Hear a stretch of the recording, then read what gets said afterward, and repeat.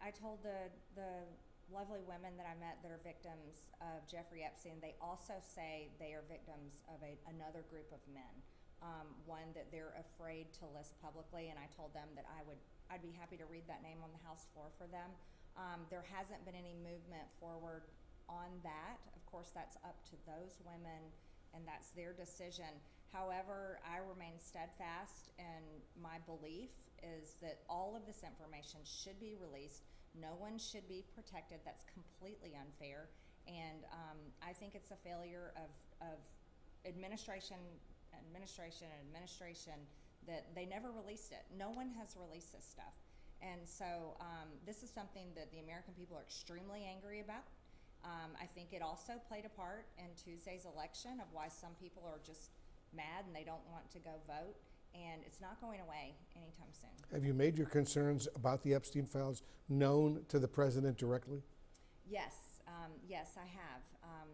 I don't share my personal conversations with the president, but I did express how important it is. We should be clear, the president has never been accused of any wrongdoing related to Epstein's crimes.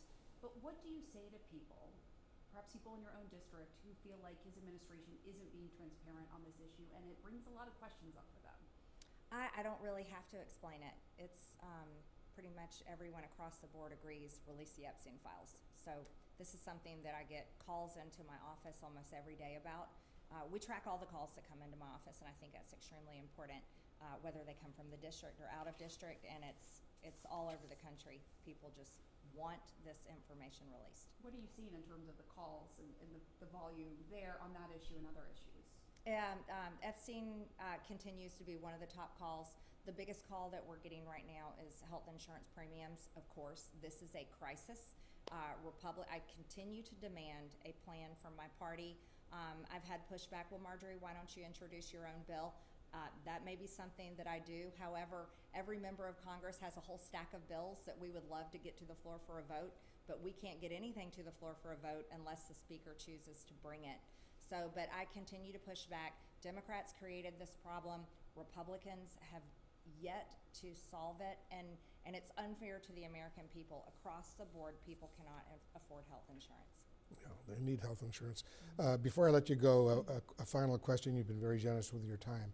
Thank you very much. The conservative activist and conspiracy theorist Laura Loomer, as you probably heard, she's now credentialed as a member of the new Pentagon press corps after the Defense Department placed rules on reporting that most news outlets refuse to agree to. Does that at all concern you? No, I'll just say good luck with that. Good luck to her being a Pentagon. Good luck to the tourist. Pentagon. Yeah. See how she does. I think everyone knows what I mean by that. Well, we'll see. We'll see what her reporting shows.